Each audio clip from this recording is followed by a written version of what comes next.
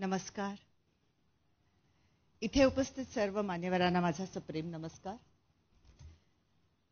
आज इथे महाराष्ट्राचे अनेक दिग्गज व्यक्तींसोबत मी उभी आहे आणि माझी गणना इथे होणं ही माझ्यासाठी प्रतिष्ठेची बाब आहे. पण सुरुवातीलाच एक कबुली. मी स्वतःला अस्सल महाराष्ट्रीयन म्हणायला थोडीशी संकोचते, कारण माझा जन्म जरी बेंद्र्यांची सोनाली म्हणून झाला असेल तरी माझे वडील कायम महाराष्ट्राबाहेर पोस्टिंगवर असल्यामुळे माझं संपूर्ण बालपण भारतभर फिरण्यामध्ये गेलं. आम्ही इतक्या वेळा घरं बदलली की घरचा पत्ता लिहिण्याच्या आधी आम्ही पुढच्या शिफ्टिंगचा विचार करायचो. पण ह्या सगळ्यामध्ये एक गोष्टीत मात्र कोणतीही तडजोड नव्हती, आमच्या घरातला मराठी बाणा. कुठेही राहिलो, कितीही भाषा शिकल्या, कुठल्याही वेगवेगळ्या भाषेचे मित्रमैत्रिणी केल्या, तरी आमच्या घरात मात्र मराठीच बोललं जायचं.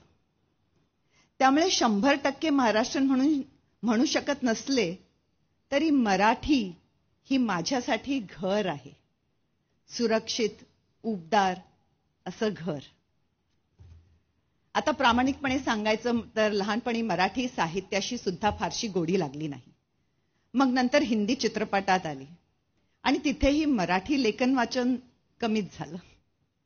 तरीही काही गोष्टी मनाच्या तळाशी घट्ट रुजून बसतात. विंदा करंदीकरांची देणाऱ्यांनी घेत जावे ही कविता त्यापैकी एक आहे. ही कविता म्हणजे फक्त शब्द नाहीत, ती एक मनाची अवस्था आहे, जगण्याचं एक दृष्टिकोन आहे. आणि जसं जसं आयुष्य समृद्ध होत जातं तसं तसं ह्या कवितेचे वेगवेगळे पदर उलगडत जातात.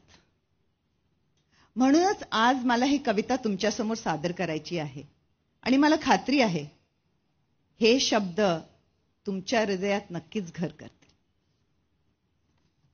घेता, कवी विंदा करंदीकर. देणाऱ्यांनी देत जावे, घेणाऱ्यांनी घेत जावे. देणाऱ्यांनी देत जावे, घेणाऱ्यांनी घेत जावे. हिरव्या पिवळ्या माळावरून हिरवी पिवळी शाल घ्यावी. सह्याद्रीच्या कडाकडून छातीसाठी ढाल घ्यावी. वेड्या पिशा ढगांकडून वेडे पिसे आकार घ्यावे. रक्तामच्च्या प्रश्नांसाठी पृथ्वीकडून होकार घ्यावे. उसळलेल्या दर्याकडून पिसाळलेली आयाळ घ्यावी. भरलेल्याशा भीमेकडून तुकोबांची माळ घ्यावी. देणाऱ्यांनी देत जावे, घेणाऱ्यांनी घेत जावे. देणाऱ्यांनी देत जावे, घेणाऱ्यांनी घेत जावे. घेता घेता एक दिवस देणाऱ्याचे हात घ्यावे.